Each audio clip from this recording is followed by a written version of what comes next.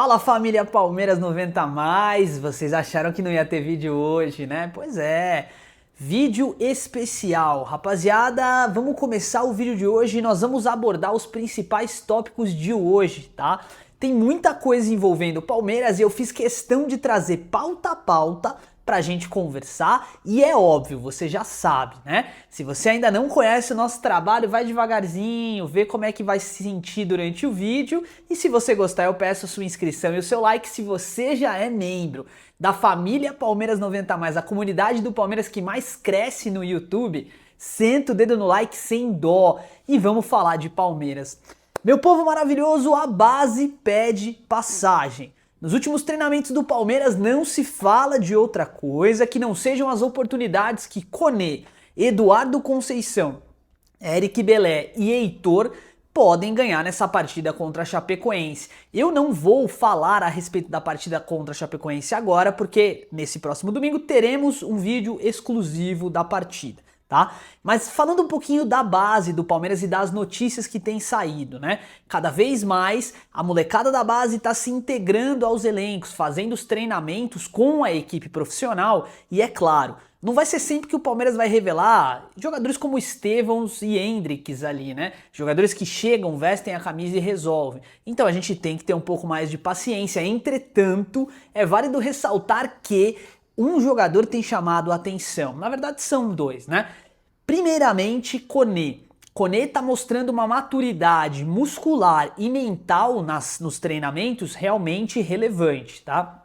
Ele pode pintar como um zagueiro, de repente no banco de reservas e entrando no segundo tempo, ou até como titular, uma vez que o Bruno Fux e o Benedetti voltam e estão à disposição do Abel Ferreira, provavelmente participarão da partida.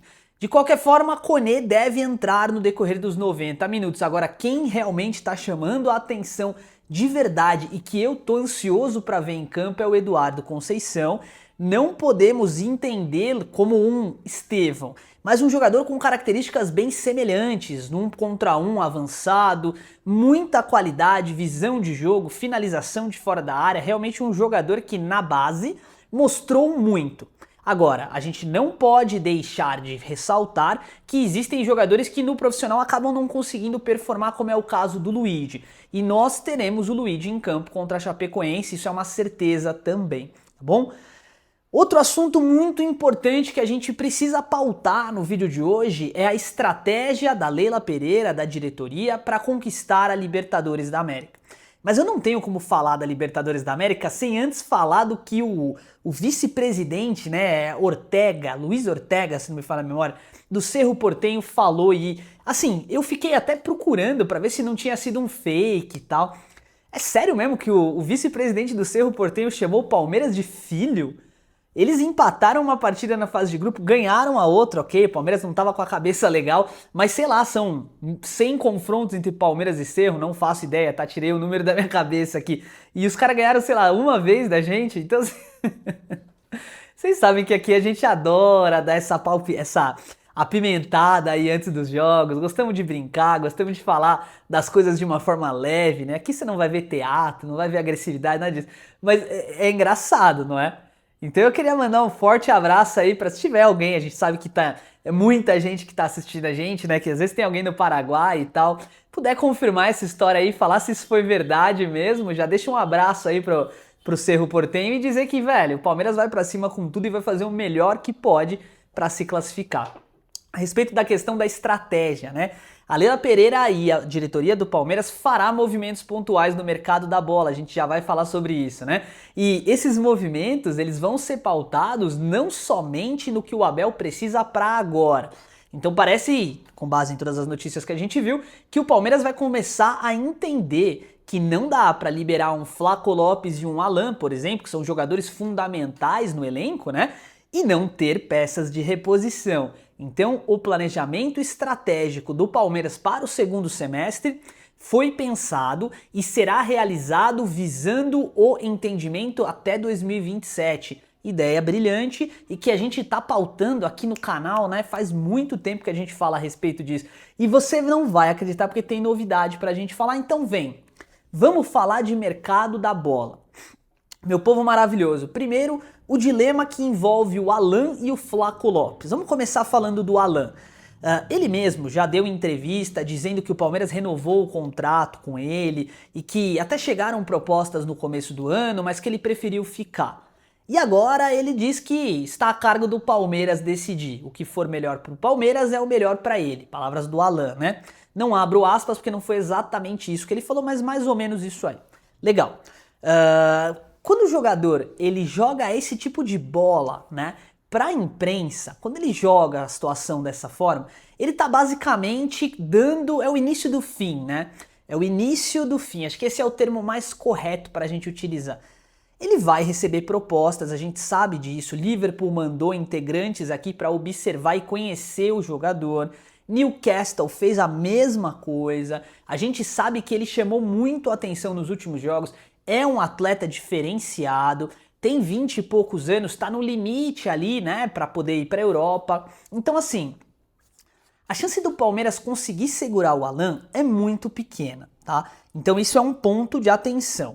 Entretanto, não há nada de concreto com relação à saída do menino, tá? O Alan pode sim acabar permanecendo no Palmeiras, porque o Palmeiras está pensando, como a gente falou agora no começo do vídeo, na estratégia de mercado para Libertadores o segundo semestre e o começo em 2027. Então o Palmeiras pode bancar. Imagina o seguinte cenário, palmeirense. Se o Palmeiras não conseguir garantir a contratação de um jogador de peso, um Gabriel Jesus, um Danilo, já vamos falar deles, um jogador ali que vai chegar, um Luiz Henrique, vai chegar para resolver problema. Não faz sentido o Palmeiras liberar peças sem ter a reposição. Então, faz sentido que o Palmeiras use essa grana para segurar o menino aqui. E ele é um jogador que está habituado à rotina de treinamento do clube, está habituado a tudo que acontece aqui no Brasil, a uma carga de jogos excessiva, e muitos jogadores que vêm da Europa e que não são brasileiros sofrem, tá, no começo. Principalmente por conta dessa carga excessiva de jogos. Lá o cara vai jogar um jogo por semana, quando tem Champions League, a UEFA Europa League e tal, aí ele joga 2, mas assim, é uma vez por mês, sei lá, uma vez a cada... Enfim, aqui no Brasil o negócio é diferente. Então, é um dilema. Você liberaria o Alan para jogar, para vender o jogador, né? Você faria esses 40 milhões de euros que o Palmeiras está pedindo, 40, 45? Caso chegue essa proposta, pipoque na mão do Verdão, o Palmeiras deve fazer essa negociação? A minha opinião é essa, tá? Se houver uma peça de reposição à altura, alinhada, por exemplo, vem o Almada, beleza, né? Agora, se você for esperar que o Paulinho vai estar 100%, para que ele jogue na esquerda e o Arias na direita, na moral, não faz sentido, essa é a minha opinião. Sobre o Flaco Lopes, o negócio é mais complicado ainda, porque ele tem muito mercado, tanto na Europa, como na MLS, Liga Árabe, então assim, vai chegar a proposta pesada, e eu arrisco a dizer uma coisa aqui, tá? José Manuel Lopes deve ser vendido por um valor ainda maior que o do Alan, pode anotar o que eu tô falando. Se o Palmeiras não conseguir segurar o Flaco, pode anotar o que eu tô falando, vai embolsar pelo menos uns 45 a 50 milhões de euros. É muita grana. E aí, na boa, não tem muito o que fazer, né? Gosto muito do Flaco, pra mim um jogador com um perfil técnico, uma humildade fora do normal, assim, né? Mas não vai ter o que fazer, o Palmeiras vai negociar. E aí, beleza. Saem 2 jogadores. E as peças de reposição? Então vamos falar aqui. Primeiro sobre o Danilo, né? Então o Danilo, eu vi hoje muitas notícias, né? Muita gente falando que o Palmeiras desistiu do Danilo. Que o Palmeiras só vai contratar o Danilo se ele estiver livre no mercado. Gente, cuidado. A imprensa fala bastante coisa, tal. É normal, gera engajamento. E às vezes as pessoas também vão cutucando para ver como é que o próprio profissional reage a isso. A gente viu o caso do Massini com o Gabriel Jesus, já vamos falar disso também, né? Essa semana. O caso do Danilo é o seguinte, ó. O Emiliano Martinez, ele tá fazendo boas partidas desde que começou a jogar como titular. Então o Palmeiras recuou as linhas, a gente vai falar muito de tática no vídeo de domingo agora, né? Antes da partida, contra a Chape e tal, pós-partida também. Só que quando o Palmeiras fez esse movimento com o Emiliano Martinez, ficou nítido que o Andréas Pereira e o Marlon Freitas, com mais condição de jogar bola e menos necessidade de se preocupar só com a marcação, eles ficam mais livres e eles conseguem ganhar jardas em campo, eles conseguem armar e organizar o time como maestros, né? Então o Palmeiras está direcionando a sua vista para o Danilo, para que o Danilo não seja um camisa 5, seja um 8/10, né? Jogue como um meia de ligação ou até mesmo como um jogador um pouco mais à frente, como ele vem jogando no Botafogo. Beleza. Danilo é um jogador que interessa ao Palmeiras, o Palmeiras quer o Danilo quer vir pro Palmeiras, tá tudo dando liga. Então eu acho que se o Palmeiras for realmente cumprir esses planejamentos de segundo semestre, podem anotar o que eu tô falando, tá? Vai pra cima do Danilo e vai colocar o dinheiro sim pra fechar com o jogador. A única coisa que me preocupa é o que eu tenho falado nos últimos vídeos, é uma proposta muito grande chegando. Tá. Gabriel Jesus também é alvo do Palmeiras e também é pauta, mas a gente tem que pontuar uma coisa. Essa semana teve uma situação envolvendo o Massini com o Gabriel Jesus, o Massini dizendo que o Palmeiras não deveria investir nenhum real ali para trazer o Gabriel Jesus, e o Gabriel Jesus respondendo o comentário do Massini, dizendo que ainda bem que o Palmeiras não ouve o Massini, que o Massini não faz parte do grupo decisório, né, de quem vai fazer, de quem vai tomar a decisão ali. E eu fiquei pensando nisso também. É óbvio, o Massini tem o direito de ter a opinião dele, eu respeito pra caramba, é um baita de um comunicador, um baita de um profissional, tá tudo bem. Agora, o Gabriel Jesus, pra mim, no meu entender, ele flerta com o Palmeiras todo final de contrato, né? Então quando vai chegando próximo ali do final do contrato, não, eu amo o Palmeiras, eu gostaria... Então, Gabriel Jesus, a oportunidade é agora, meu irmão. Acabou a Champions League, o Arsenal não venceu a Champions League, Gabriel Jesus é um craque de bola, encaixa em todos os perfis técnicos do ataque do Palmeiras. Ele pode jogar de ponta, ele pode jogar de segundo atacante, ele pode jogar até de meio armador se bobear, tá? Se der uma oportunidade para ele, centroavante, falso 9, em qualquer posição. Se o Gabriel Jesus tem tanto amor pelo Palmeiras como ele diz, e se ele de fato quer voltar, cara, a hora é agora. E o Palmeiras pode fazer essa troca, vamos dizer assim, né? De vender o Flaco Lopes e de investir uma parte dessa grana para trazer o Gabriel Jesus. Eu sei, é muito complicado, como a gente falou, porque a carga de jogos aqui é muito grande. Eu sei, aqui o futebol é uma paixão nacional que muitas vezes acaba gerando pressão, né? Uma pressão muito forte. Uma coisa é, na final da Champions League, o Arsenal perde para o Paris Saint-Germain nos pênaltis e a torcida do Arsenal tá batendo palma e aplaudindo o Arsenal que ganhou a Premier League e chegou na final da Champions. Aqui no Brasil, o Palmeiras era o líder do Brasileirão, tava brigando pela classificação na Libertadores, ganhou o Paulistão e tava todo mundo pilhado com o Abel Ferreira. A pressão aqui é muito maior. E tudo isso faz com que o jogador tome decisão, né? Ele vai levar em pauta, vai levar em consideração, desculpem, questão de que lá na Europa, de repente ele não vai ter tanta pressão, lá na Europa ele tem mais segurança, lá na Europa o salário dele é convertido em euro, vezes 5, vezes 6, dependendo do lugar que ele tiver, em libra, né? Então assim, tudo isso faz com que o cara tome uma decisão. Agora, o Gabriel Jesus passou muito tempo na Europa, ele conquistou muitos títulos, é craque, e ele tem ainda a condição de disputar a próxima, sem ser essa, né? A próxima daqui a 4 anos, Copa do Mundo. Né? No Palmeiras, ele vem com status de protagonista. Ele fazendo uma dupla com o Vitor Roque no ataque, mas eu não tenho dúvida, tá? Não é uma questão de achismo, eu não tenho dúvida. Paulinho, John Arias, cara, o Figueiredo, que é um garoto da base, que quando começar a ter momentos vai estourar também de jogar bola. Marlon, Andrés, Danilo, se vier. O Gabriel Jesus vai encher a cara de fazer gol. Ele vai fazer muito gol aqui e vai ser um jogador essencial para o time. Então, as chances dele de ser convocado para a seleção brasileira vão triplicar. Eu acho que agora o Gabriel Jesus ele tem que fazer uma escolha, e a escolha está entre a estabilidade da Europa, de um atleta, de um profissional que tem carreira curta, 35, 36 anos, os caras estão se aposentando, né? Com o amor de infância, o clube que o revelou e a possibilidade maior, né, de disputar uma Copa do Mundo. Eu acho que nessa balança, eu particularmente escolheria o Palmeiras. Não só pela paixão que eu tenho, mas porque se você quiser ter um pouquinho de estratégia profissional, faria sentido. Às vezes a gente tem que dar um passinho para trás para dar 3 à frente. E no Palmeiras ele seria muito bem recebido, acolhido e para mim, não tenho o que falar. Eu tenho certeza que ele aqui jogaria muita bola.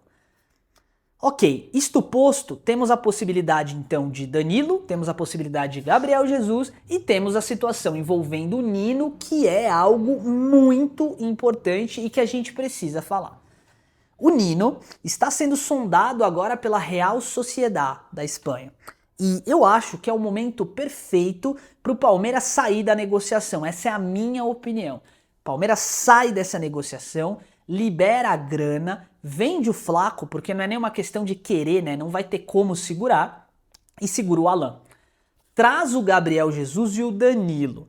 Vende uma das crias da academia e o planejamento tá feito. A gente mantém os nossos meio-campistas, mantém o M. Martínez que tá jogando bola, tem a molecada da base que precisa ganhar minutos, o Luiz Pacheco, o Rafael Coutinho, o Eric Belé, o Arthur na lateral esquerda, pelo amor de Deus, segurem esse menino, e traz um lateral direito para o ano que vem, em 2027, fecha a contratação do Vitinho, do Botafogo, do PH, do Vasco, de alguém, né? Mas na minha opinião, esse seria o planejamento ideal. Ah, mas não é fácil, eu sei que não é fácil, mas tudo que a gente falou aqui, a gente mostrou como fazer. Se eu vendo o Flaco Lopes por 40 a 50 milhões de euros, que é o que ele tá valendo, se eu vendo uma cria da academia, né? Se eu mantenho os meus jogadores e se eu evito a contratação do Nino, eu abro espaço na folha, eu tenho recurso, eu trago o Gabriel Jesus, que tá valendo algo em torno de 110 milhões de reais, e fecho o Danilo por 180. Né? E aí, o jogo tá fechado. O Palmeiras não precisa correr atrás de mais reforços porque tem uma base fantástica que tá rendendo muita grana para explorar. Explorar no bom sentido, né? Povo maravilhoso! Ó, você já sabe o que eu vou pedir agora, né? Estamos beirando o minuto 16h30, por aí, né? Deixa um comentário aqui para mim, diz assim, ó, mesmo sem a edição eu cheguei até aqui. Mostra o que vocês sentem aqui pelo trabalho que a gente está fazendo, porque eu vou falar o que eu sinto agora, são os minutos finais, é o momento em que eu aproveito para colocar o meu coração no vídeo, né? Gente, nós estamos chegando próximo de 1.400.000 visualizações só no mês de maio. Quando eu vi esse número, eu tomei um susto, né? A gente acompanha diariamente, rotineiramente, eu vejo o comentário, não necessariamente sou eu que respondo todos, a gente tem a equipe para ajudar, né? Mas assim, eu vejo o comentário, vejo o acompanhamento de views, eu vejo as durações dos vídeos e tal, e acho que eu não tenho outra palavra aqui que não seja gratidão, tá? Gratidão a todos vocês, pelo carinho, pelo respeito que eu tenho visto, sabe? Cada vez mais a galera entendendo como o canal funciona, acompanhando, gostando, deixando aquela energia positiva pra gente, né? E eu tenho certeza absoluta que esse canal, enquanto o YouTube permitir, enquanto Deus permitir, ele segue na minha rotina diária, tá? Diária. Todos os dias. Os dias em que a gente não conseguir gravar vídeo, vai ter um pedido aí, uma informação na comunidade, tá bom? Muito obrigado pelo carinho de sempre, meu amigo, minha amiga palmeirense. Que o Palmeiras vença a Chapecoense nesse domingo e que a gente possa chegar para a Copa do Mundo na liderança do Brasileirão e com um duelo nas oitavas de final contra o Cerro Porteño para ganhar. Mais uma vez, muito obrigado pelo carinho de sempre, um forte abraço, avante palestra e fui!